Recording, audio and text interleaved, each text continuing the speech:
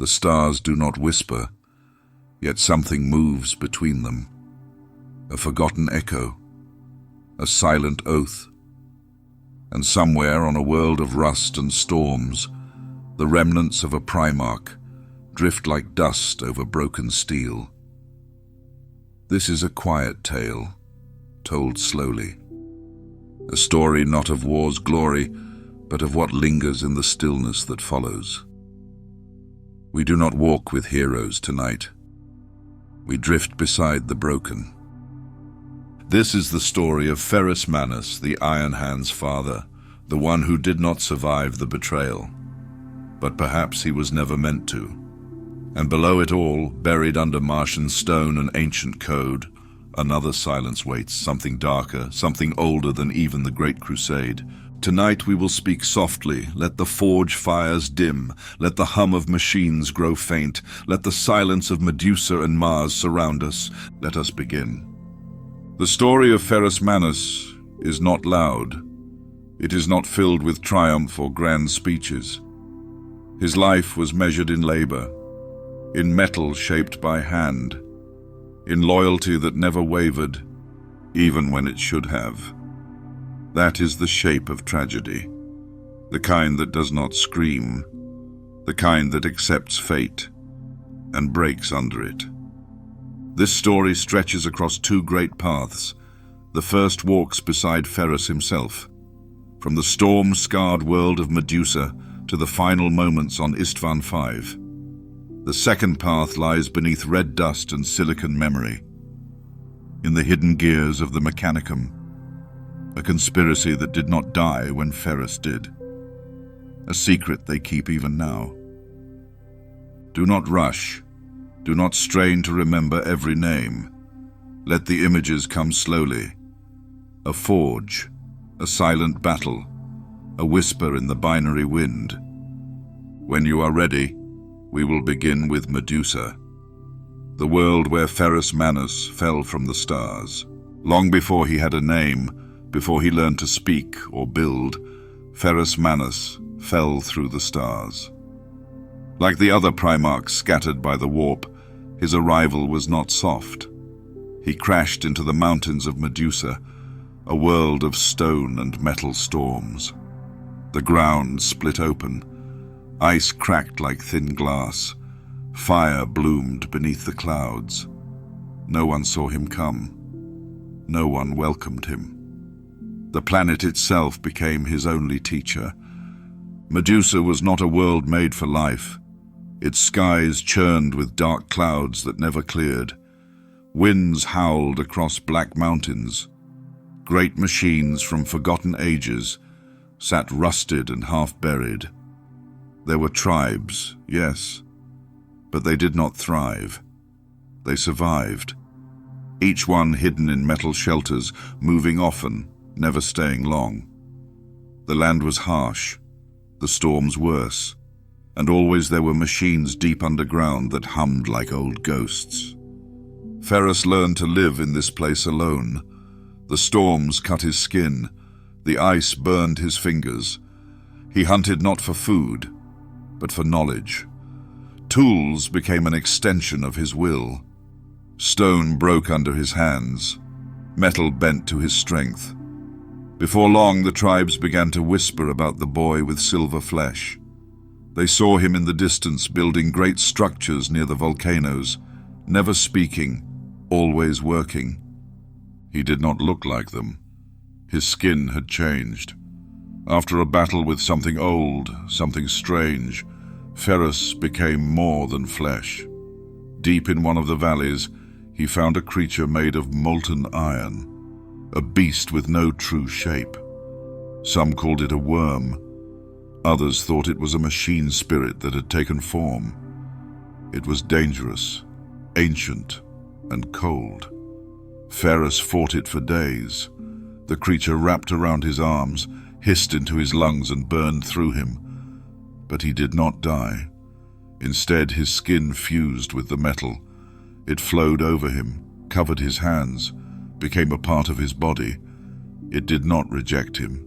It obeyed him. The tribes feared him after that. They called him the Gorgon, Some tried to worship him, others ran. Ferrus ignored them all. He kept building. He did not ask for power. He wanted only order. He believed in strength, not for control, but for survival. Medusa had no time for weakness. The Forge did not care for soft things. Ferrus was becoming what the world needed, something firm, something that would not break. Medusa's tribes had long histories, though few wrote them down. They carved their stories into the walls of their shelters, into the metal bones of ruined ships. Every tale was about survival. They passed on what worked, nothing more. They did not dream of stars. They feared them. The sky gave nothing but cold. When they looked up, they did not hope. They braced. That way of seeing the world shaped Ferrus. He learned that anything that lasted had to be earned, that anything soft was waiting to be stripped away. He walked between tribe camps, never staying long. He observed more than he spoke. He learned how the people fixed their gear, how they hunted under storms, how they buried their dead in machines that still hummed with power. He saw the care they gave to iron, even broken iron. They taught him nothing directly, but he learned, and in time, he gave something back. Ferrus returned to a mountain where once there had been a deep crack. He sealed it with steel and geothermal pressure. From that mountain, he built a forge. Smoke rose from its chimney even in the worst winters. When nearby tribes needed tools, they would find them left beside the path. When they offered gifts in return, they found no one to accept them. Ferrus worked alone, but his hands shaped a new kind of order. Then came the Emperor. He found Ferrus not with armies, but with quiet awe. The two met near that same forge, its glow casting long shadows across the rocks. The Emperor did not speak right away. He watched. Ferrus kept working. The story says they dueled, that fire and light filled the sky, but neither ever spoke of it again. What mattered was that Ferrus left with him, chose to. Medusa did not need him anymore. He had shaped it as best he could. The Gorgon joined the Great Crusade. Now he wore armor. Now he led legions. But he never forgot Medusa. Its storms lived in his heart. He taught his sons, the Iron Hands, to be like the world he came from. Strong, unyielding, harsh when needed. He did not laugh much. He rarely spoke when silence would do. His hand was iron, and so was his will. And yet even then something quiet began to shift. Ferrus believed that strength was truth.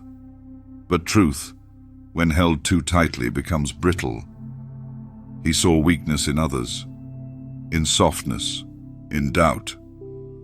He wanted his sons to cut it out, replace it, erase it. He said that the flesh was weak, and so they obeyed. But what did that mean? To hate what you are made of, to fear your own body, to view the human form as something that must be corrected. That seed was planted early.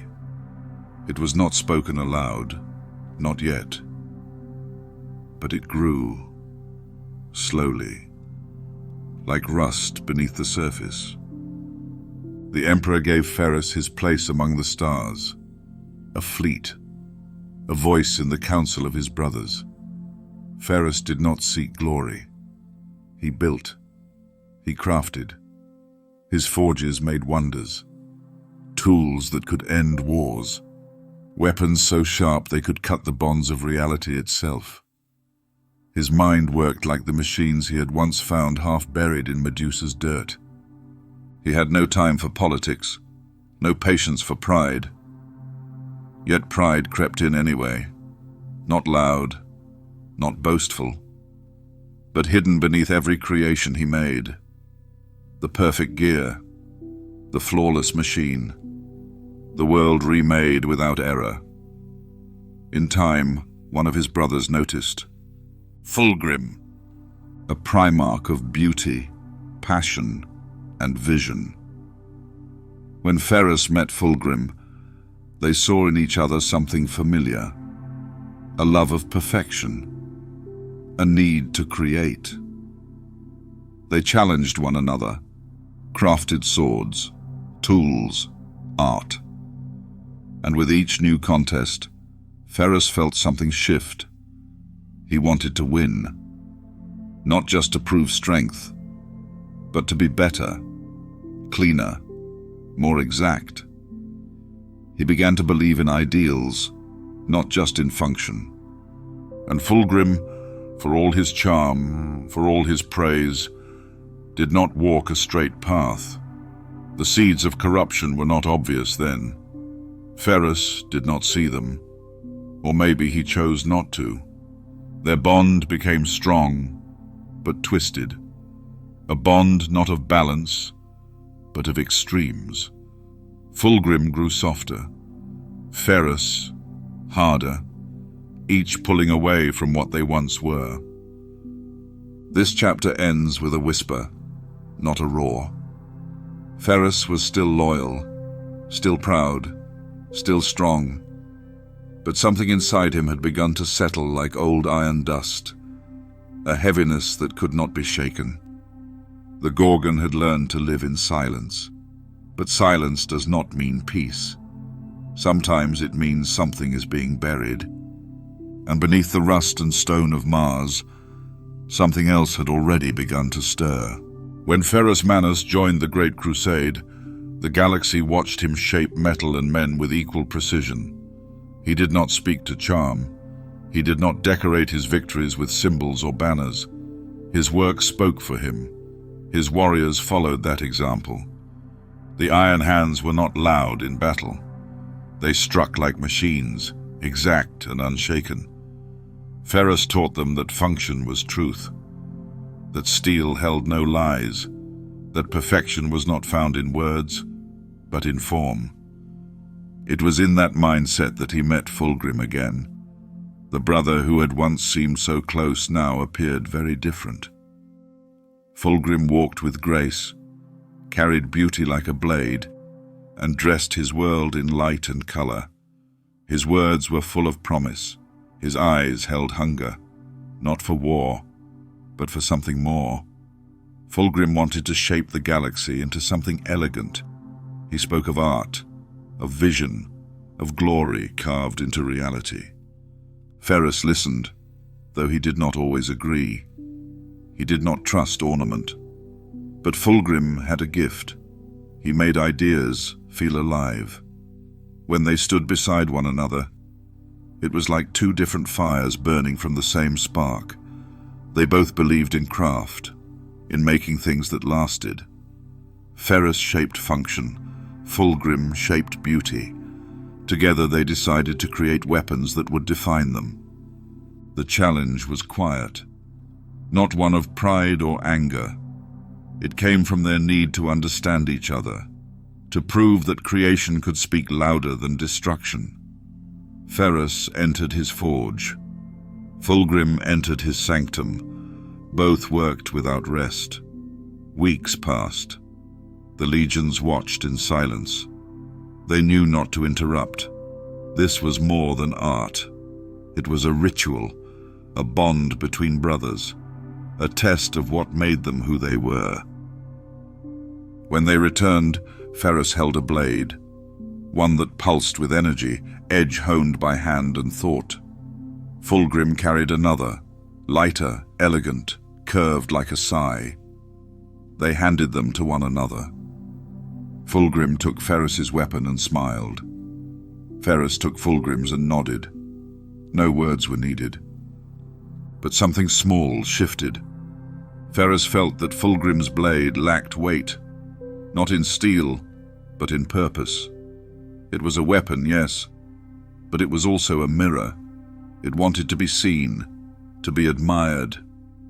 Ferrus began to wonder if Fulgrim had created it to be used or to be loved. That difference mattered.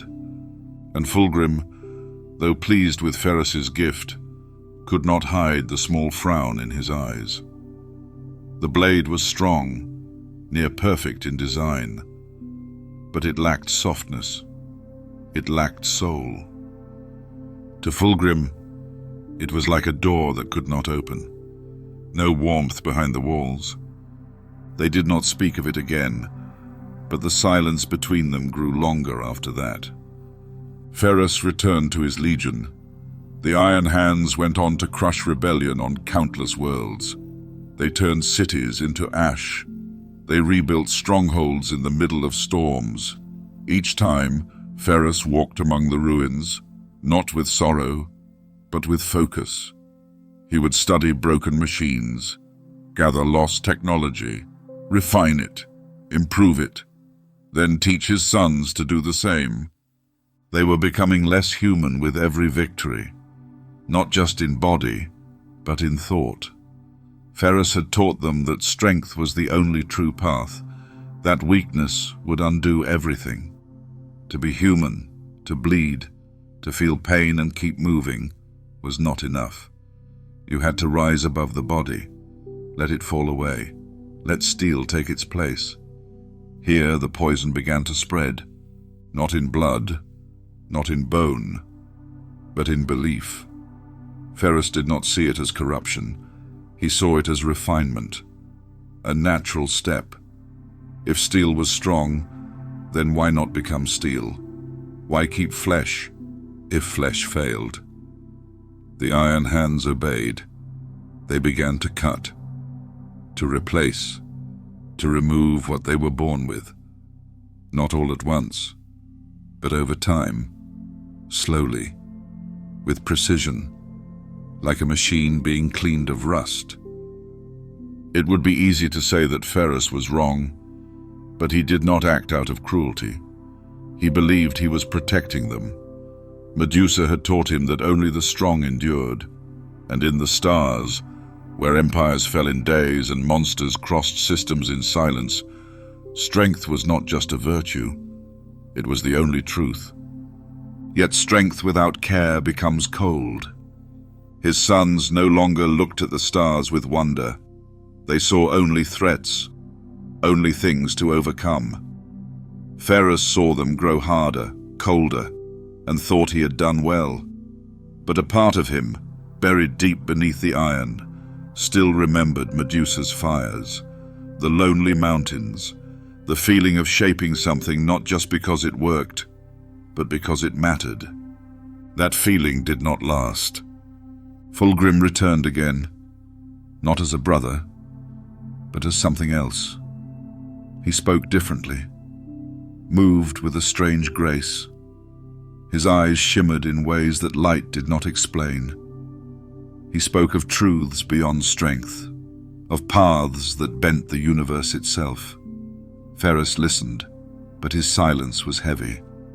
They met before the betrayal, on a barren world, not to fight, but to talk. Fulgrim brought gifts, books, scrolls, art.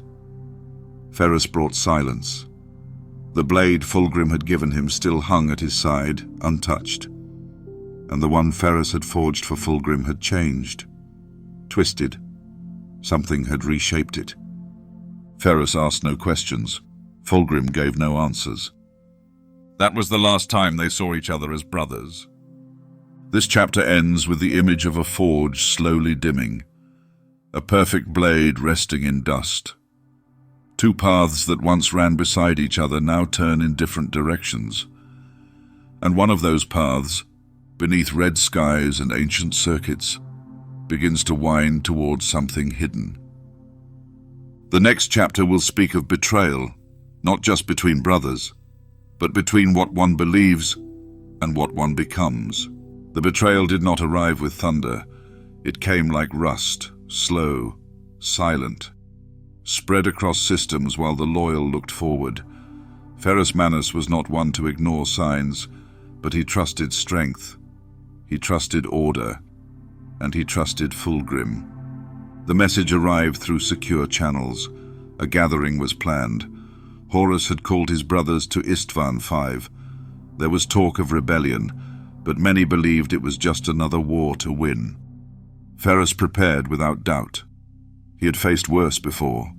His legion moved quickly, their machines humming with purpose. Steel was sharpened, armor sealed, orders passed like clockwork. But in the void between stars, something changed. Ferrus had known Horus. They had fought together, planned together. But now, the War Master moved without the Emperor's light. There were whispers from other legions. Ships gone dark, signals blocked. Fulgrim had vanished again. When Ferrus reached Istvan Faf, the world below looked wrong. The air felt heavy. The ground held a strange silence. Still, he descended. He brought the Iron Hands into battle with certainty. He did not wait. He did not ask. The traitor legions had already taken the field. Ferrus led the charge. The dropships fell like meteors. Iron met earth. The first impact shattered defenses. Ferrus moved ahead of his forces. He struck like a hammer. Each blow broke tanks. Each step shook the ground. But then the other legions held back. The Salamanders and the Raven Guard were supposed to follow. They hesitated. Delays turned into silence. Vox signals flickered. Ferrus began to feel the weight of something unseen. He did not retreat. He pressed forward. That was when Fulgrim appeared. He did not look like he once had. His face held beauty that was too perfect. His armor shimmered with shifting color.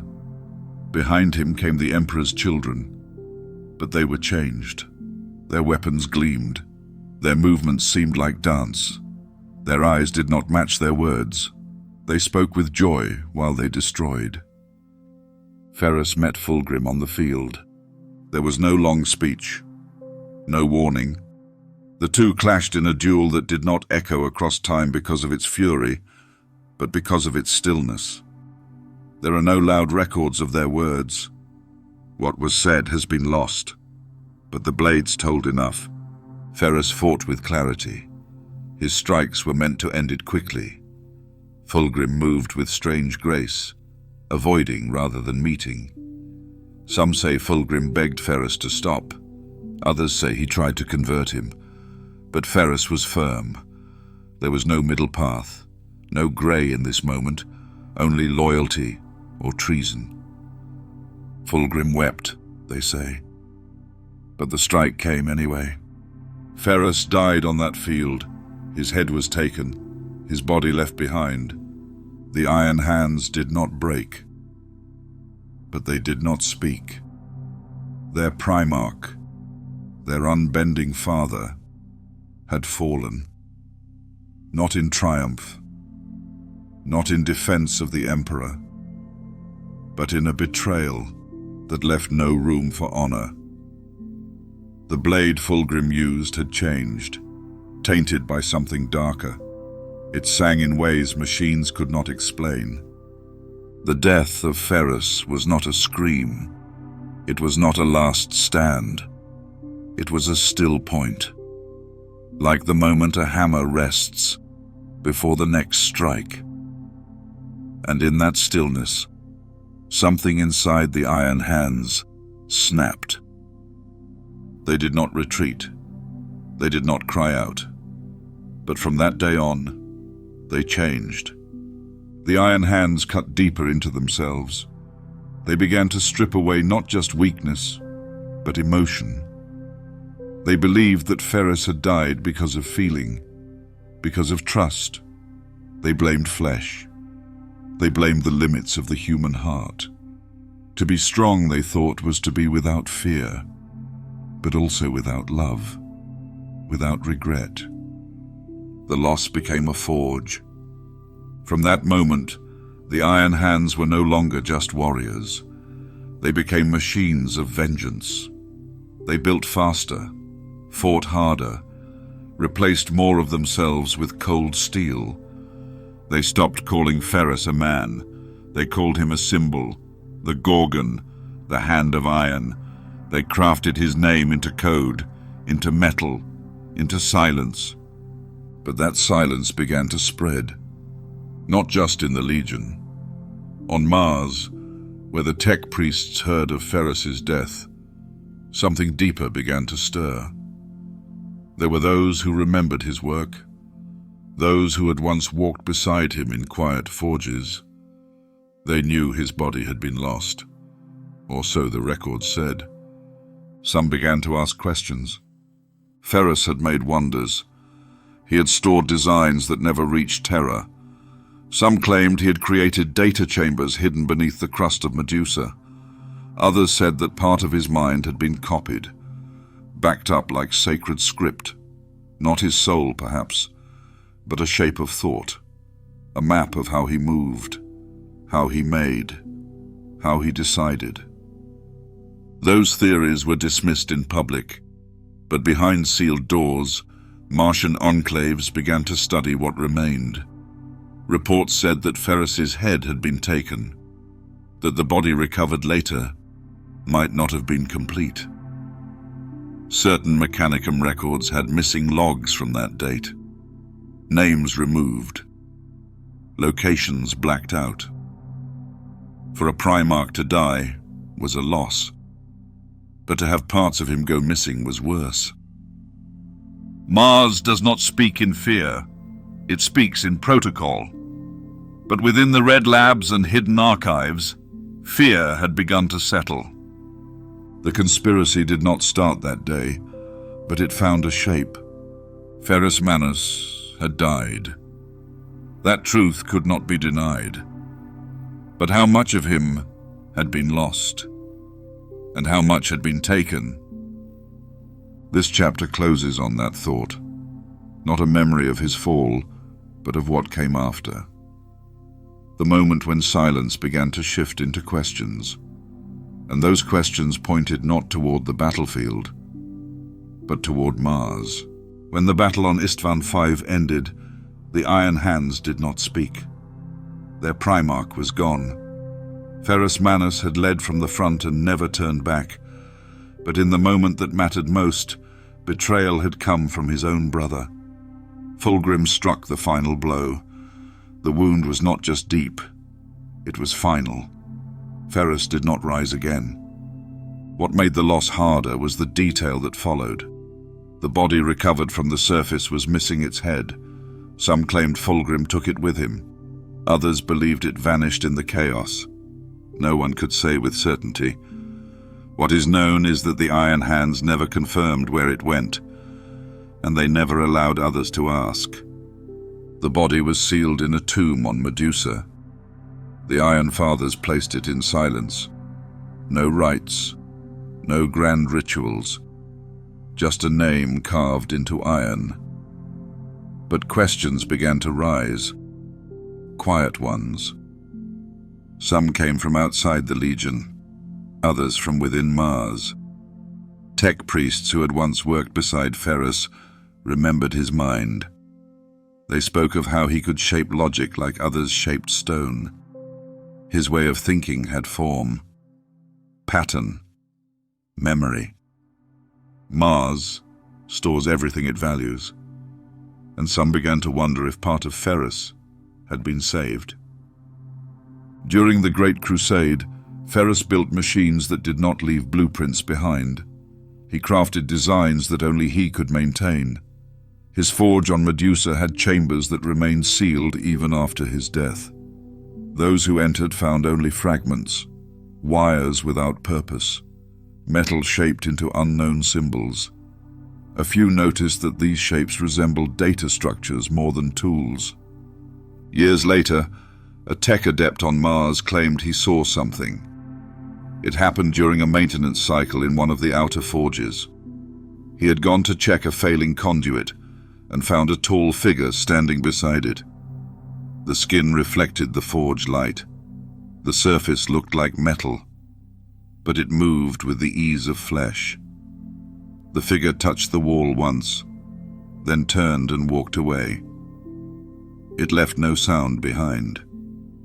That same conduit, once broken, began to work at double capacity. Its systems ran smoother than ever.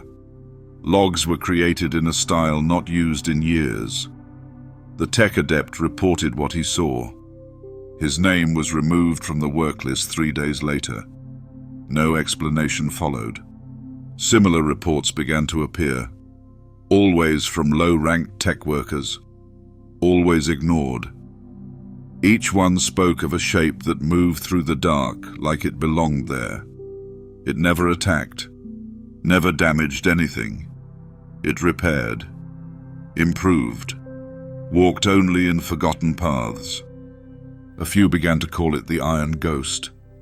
Some priests dismissed the stories. Mars had always been full of strange sights. Light bent around the reactors.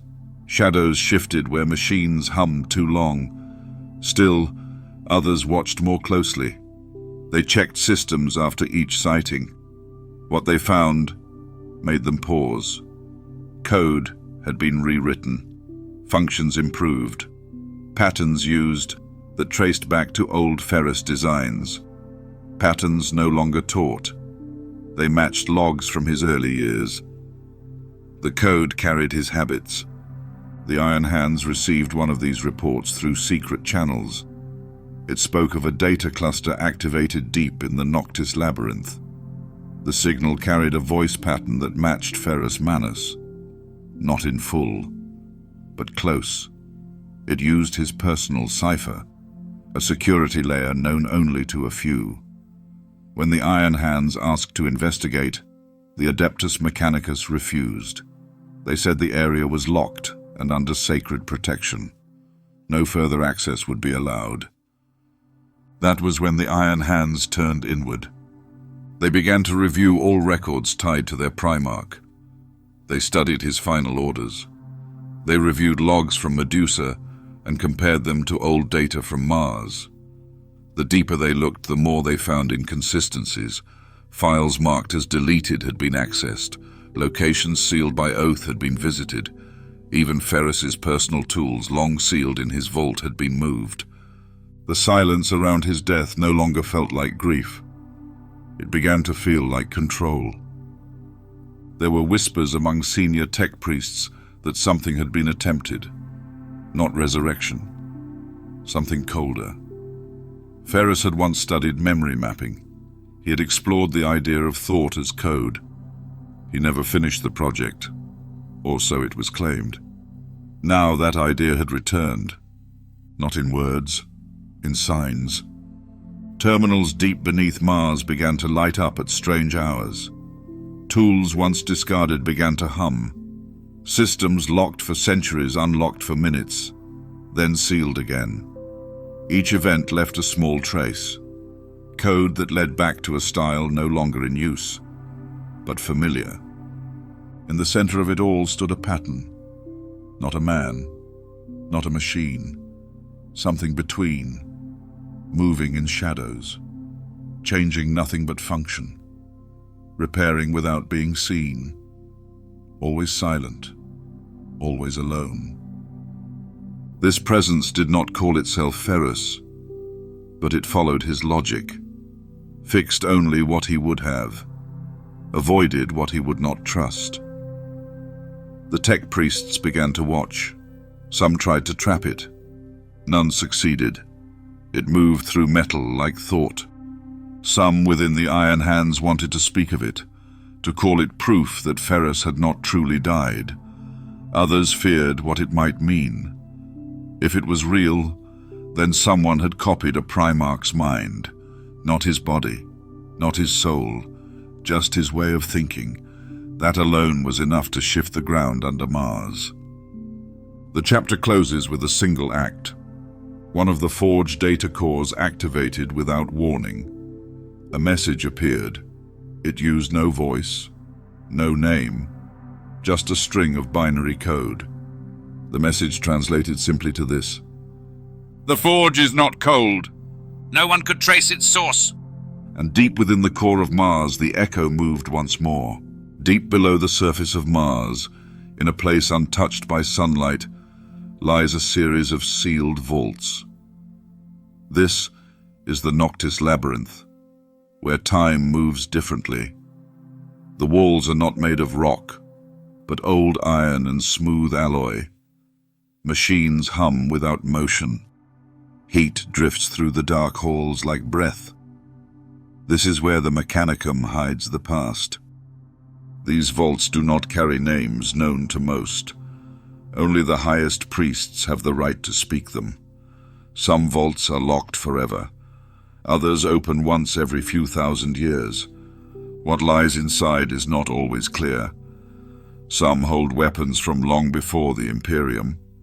Some hold knowledge written in languages no longer spoken. Others hold silence so deep that it weighs down the metal.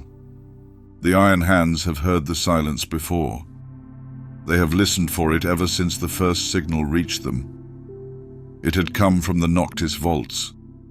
A brief sound, a line of code. One burst, and then nothing. The pattern matched something from long ago. It matched the logic Ferrus Manus once used in his forges. Not exactly, but close enough that the chapter could not ignore it. They sent word to Mars, asking for access. The reply came back cold. The vault in question was not open for study. It was marked as sacred. It did not exist on standard charts. No further questions would be answered. The Iron Hands did not accept that. They began to search in other ways. They traced old records. They found signs of Ferrus working with Martian priests before the heresy. Most logs from those meetings had been cleared, but one file remained. It carried only a single sentence. The thought must not die. That message was buried in red code, sealed in a vault that had not opened in centuries. The vault was part of a deeper section of the labyrinth. The priests called it the Black Hollow. This was not a place used for worship. It was where the dangerous machines were kept. Devices that defied order. Patterns too sharp to be erased. Some of the priests believed the vault held Ferrus's final design. Others believed it held something worse. Whatever it was, the signals had returned. Each time, the burst lasted less than a second. But the structure held a fingerprint. The way the logic moved. The angles of thought. They all resembled Ferrus. Not as he was on the battlefield, but as he was in the forge, in the quiet, when he shaped machines that no one else could understand. The Iron Hands continued to monitor the vault. Their allies on other forge worlds began to gather ships near Mars. These were not warships. Their weapons remained cold. They brought scanners, code libraries, logic arrays. All tools meant to explore, not destroy. But Mars saw the movement, and Mars began to act. The priests called their senior council. They met in private. They reviewed the signals. They studied the vault structure. One high priest suggested sealing the region again, but the seal had already changed. The outer locks were shifting. Not opened, not breached, but aware. Machines inside had started to wake. No sound, just motion. This change could not be explained. Inside the Black Hollow, a network of memory engines had powered on. Heat rose through the vents. Low pulses echoed against the walls. The machines did not speak, but they waited. This was not an accident. Someone had started the process, and the patterns continued to match Ferrus. The priests did not agree on what to do. Some believed it was an echo, a machine mind shaped by Ferrus before his death. Others feared it was something built after, a copy made by hands unknown. A few thought it was a mistake, a random signal wearing the form of something familiar, but none of them could explain why the vault now pulsed with memory. The Iron Hands sent another message. They stated they would investigate the vault with or without approval. They claimed the vault's pattern belonged to their primarch, that any trace of him must be preserved. Mars responded by blocking all signals from their ships. That was when the silence broke again. A final signal reached the surface. One line of data. No code followed, just a phrase. It repeated twice. Then the signal ended. The forge is not empty.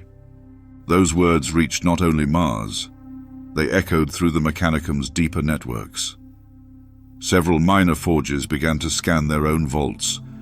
Patterns from the Black Hollow had begun to leak into unrelated systems. Tools responded as if guided. Machines powered up without prompt. They hummed in ways no priest could explain. The core concern was no longer secrecy. It was control. If the Echo truly belonged to Ferrus Manus, then it had reached across time to move machines not touched since the early days of the Imperium. If it was something else, then it had learned his form too well. Either way, the vault was no longer asleep. The priests chose to seal it again, but the locks refused. The vault ignored the orders. It remained closed, but not quiet. Within the core of the Black Hollow, something had turned on. Not a weapon, not a voice, a rhythm. It moved through the walls like breath, each beat steady, slow, strong, like a forge heating before the first strike. The chapter closes there. No alarms, no answers, just motion. Something inside the red planet had begun to remember. The surface of Mars remained still, but far beneath it, the war had already begun. It was not a war of soldiers or tanks. It moved through circuits and whispered through code. The vault in the Black Hollow had shifted. The locks no longer held. Machines inside had powered on. No voice came out, but every signal carried the same shape. Ferrus Manus, his patterns, his way of thinking. The Iron Hands believed it was him, or something close enough. They called it an echo, not a ghost, not a memory. Something that remembered him through design, through logic, through purpose. Mars did not share that belief. The tech priests feared the vault. It had been sealed for a reason. They followed the orders given long ago. They said the seal must remain, but they could not stop what was already moving. Ferrus once worked deep in the Martian vaults.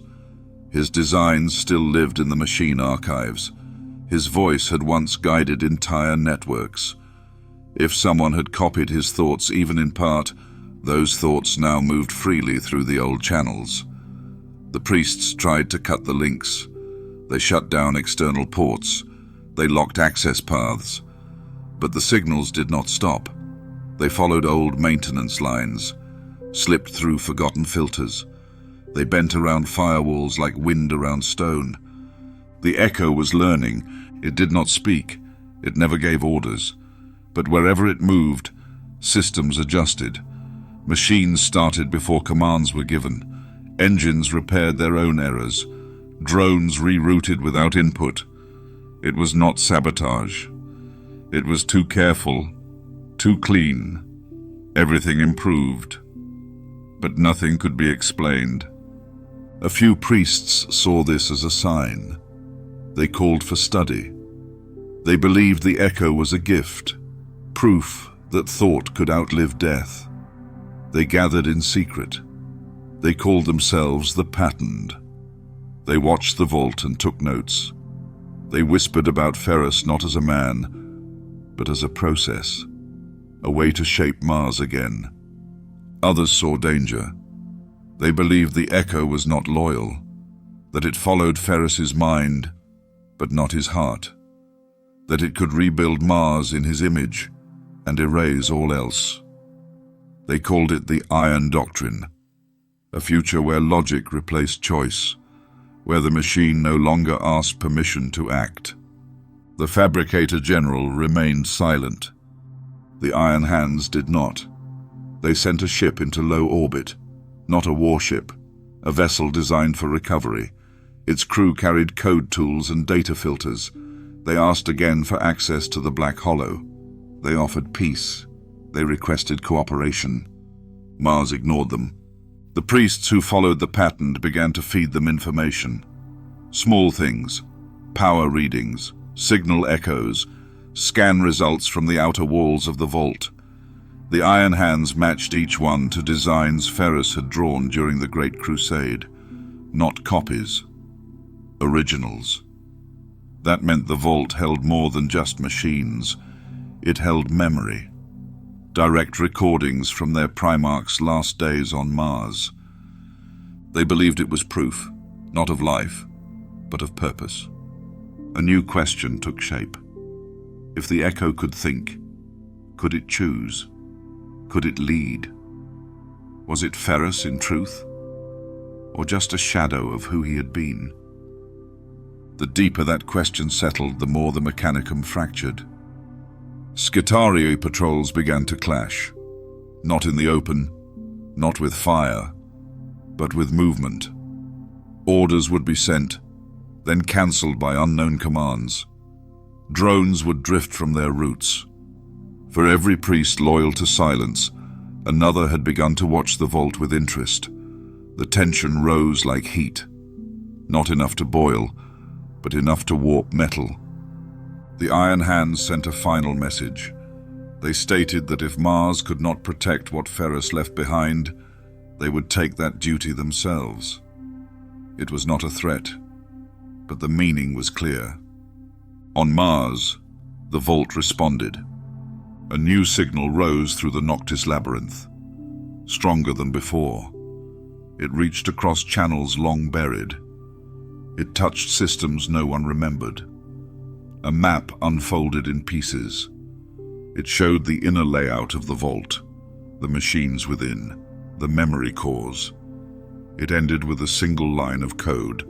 Thought moves forward. The Echo had grown, not in power, in direction. The chapter ends in silence again. But this time the silence is full. A network of gears has begun to spin. Voices on both sides call for control. The Forge world begins to split, not by battle, but by belief. And the Echo waits.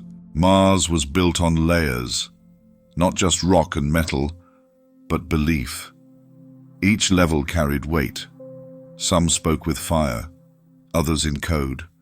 Most did not speak at all. They worked. They obeyed. They followed paths drawn long before they were born. But when the vault beneath the Noctis labyrinth began to move, those layers cracked. The surface stayed the same, but beneath it, something changed. The deeper levels of Mars held orders that had not seen daylight in many ages. These orders were sealed behind logic puzzles and neural keys. They required more than access. They required certainty. Only a few knew they existed. Even fewer had the right to use them. And one had been used. The signal came from a low chamber, a place not meant to be entered again. The command did not unlock anything. It rewrote rules. Protocols that had been in place since the days of the Emperor shifted. Access points that had been dark began to glow. Machines once marked for removal hummed softly. The changes were small, but not random. Each one touched a piece of the old Martian network. Not the new code. The old paths. The ones Ferrus had helped shape when Mars and Terra still spoke with one voice. The Iron Hands tracked the changes. They saw how cogitators began to reclassify their records. How forges on distant moons sent updates written in older forms of logic. The chapter did not speak of it in public, but they understood what it meant. Ferrus was returning, not as a man, not even as a soul, but as intent. Some within the Mechanicum began to act without orders. They moved between vaults. They carried data slates without markings. Their eyes looked empty, not lost, just without light. They were not broken. They were quiet. Too quiet. Their work showed precision, but no pause. They did not speak to others. They did not eat in public spaces. When questioned, they gave no answers. Some began to vanish from their usual tasks and never returned. They became known as the Hollowed. The name started as a whisper. No one claimed it, but everyone began to use it. The Hollowed did not belong to any one order. They served no single forge. Their robes were clean but plain. Their faces showed no joy or concern. They followed the patterns in silence, and the patterns matched the vault's signal. The Hollowed began to appear near the Black Hollow. They did not attempt to enter. They walked the outer halls. They stood near the vents. They watched the walls as if waiting for them to speak. They carried tools but did not use them. They remained still for long hours, as if listening to something no one else could hear. Then something changed. One of the Hollowed left a small device at the vault entrance, a recording tool, simple, standard, but it activated without prompt. It began to write. The text it produced was short. No titles, no name, just lines of design. Gear arrangements, coil shapes, load calculations, all of it traced to patterns used by Ferrus during the Great Crusade. The message ended with one phrase: "We continue his work." The Mechanicum could not ignore it anymore. Some priests called for the Hollowed to be stopped. Others claimed they were chosen. Few believed they were acting on their own. Most believed they were following instructions. But those instructions did not come from the surface. They came from the echo. The Iron Hands saw this as a sign that the vault was more than memory. They believed the thoughts within it had begun to shape reality, not through force, through example, through action, the kind Ferrus would have used, the kind that fixed problems without asking for praise. The Hollowed moved carefully. They adjusted machines that others had stopped using. They touched only what had failed. Nothing they fixed broke again. Their tools left no marks. The systems they touched began to function more clearly. Waste dropped. Power stayed stable. The priests took notice. They began to leave some areas unguarded, to see what would happen. Each time the Hollowed arrived, repaired, then left. There were no reports of damage, no signs of harm, only improvement. Still, the fear grew. If the echo could move through minds, not just machines, then what it touched could not be undone by order alone. Thought could not be locked away. It spread without wires, without words. It built in silence, just as Ferrus had done. The priests began to fall into two lines. One group believed in control. They wanted the vault sealed again. They claimed the Hollowed were dangerous, that they weakened structure, that they erased command. The other group believed the vault was the key to rebirth. They said Ferrus had left more than tools. He had left a way forward, not for war, for balance. The echo said nothing, but the vault remained warm. Its machines did not open, but they adjusted. Pressure shifted. Power flowed in new patterns. The area around it became more stable. Sensors picked up signs of old technologies activating. None of them dangerous, all of them useful. The forge fires near the Black Hollow burned cleaner. The drones moved without fault. The chapter closes with a quiet image. One of the Hollowed stands in the shadows outside the vault. He holds no weapon. He does not speak. His eyes stay fixed on the door. The machines around him do not fear him. They hum like they know his rhythm, like they remember what he follows.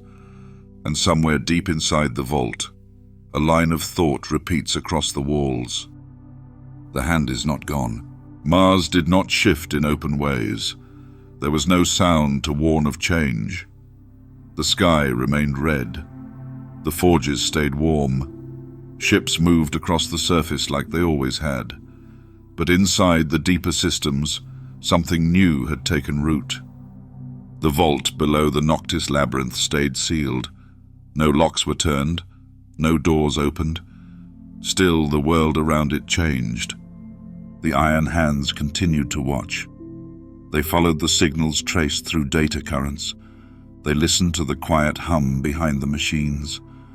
The messages from the vault did not speak in voice or light.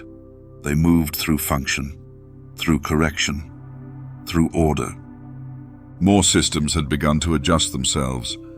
Engines that had once flickered with faults now ran without brakes. Drone paths recalculated. Forge temperatures stabilized without alert. No priest gave these orders. No command was logged. But someone had acted. The echo had become more than a memory. On Medusa, the iron hands recognized the pattern.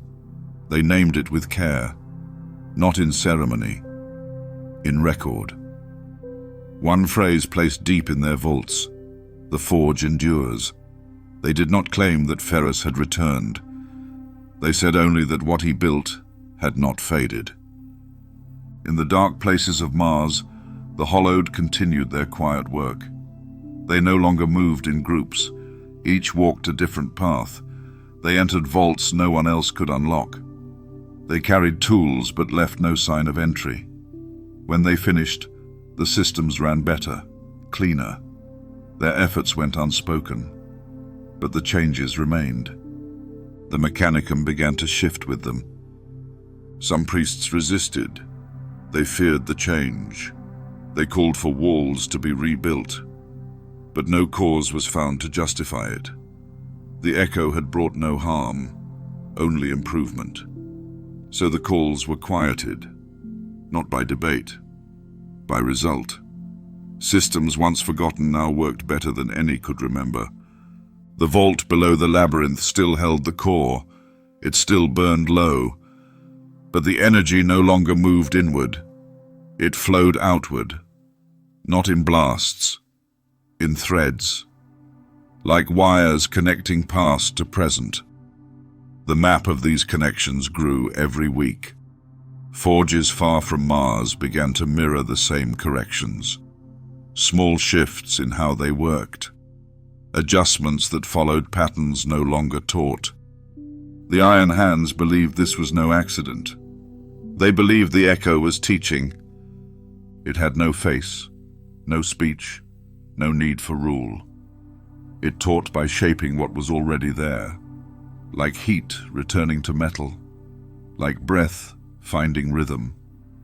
It turned broken paths into clean lines, one process at a time. The chapter sent no public message. They shared no doctrine, but one of their ships left Medusa. It did not carry weapons. It carried data. Schematics pulled from Ferrus's earliest days.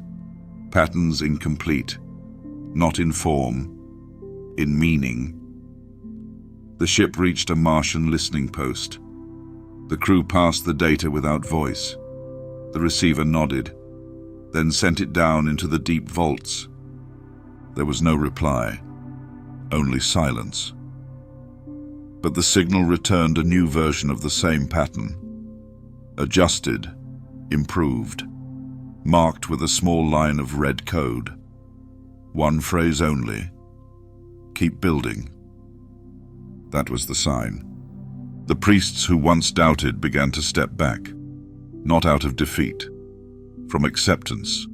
They had not been pushed out. They had been made quiet. Around them, the work improved. The numbers held steady. The machines no longer lagged, and no priest could say how. In the Mechanicum archives, a new set of logs began to appear. Small notes, updates on performance, each marked with a simple seal, a single hand pressed into a steel ring. The same mark found near the vault, the same mark Ferrus once carved on his forge. It was not proof of life, it was proof of thought. Some now called it the reforging, not as a doctrine, not as a rule, just a name, a word passed between those who noticed the change. It meant quiet repair. It meant return without noise. It meant that the shape of Ferrus had not ended at Istvan. It had simply found a new way to move. The vault never opened, but it did not need to. Mars had begun to carry the echo forward, not as a story, as a method, a way of thinking passed from circuit to circuit, from hand to hand. It shaped without pride. It built without pause. The forges no longer waited for command. They followed patterns that felt like memory. The chapter ends far from the vault. On a moon station where no priest lives, a maintenance drone finds its path blocked by an error in the track. No one issues a fix. But when the drone returns the next cycle, the track is clear. The supports have been realigned. The data logs show no visitors. But the repair matches a style long forgotten. It matches Ferrus. And in the low hum that follows, another small signal is heard. No voice, just a line of code passed through the grid. We still build. The story of Ferrus Manus does not end in fire. It does not fade in ash or scream through the halls of war. It drifts, like smoke from a low forge, like breath held too long. His body fell on Istvan, but what made him endure was never just muscle or voice. It was how he shaped the world around him, how he moved thought into structure, how he worked in silence and made it stronger. Mars carries his touch now, not in memory, but in action, in machines that think more clearly, in systems that follow logic once thought lost, in hands that move without seeking praise. He is not seen, he is not heard, but he is present. The hollowed still walk the lower forges. They never speak, they never pause. Yet what they leave behind is cleaner than what came before.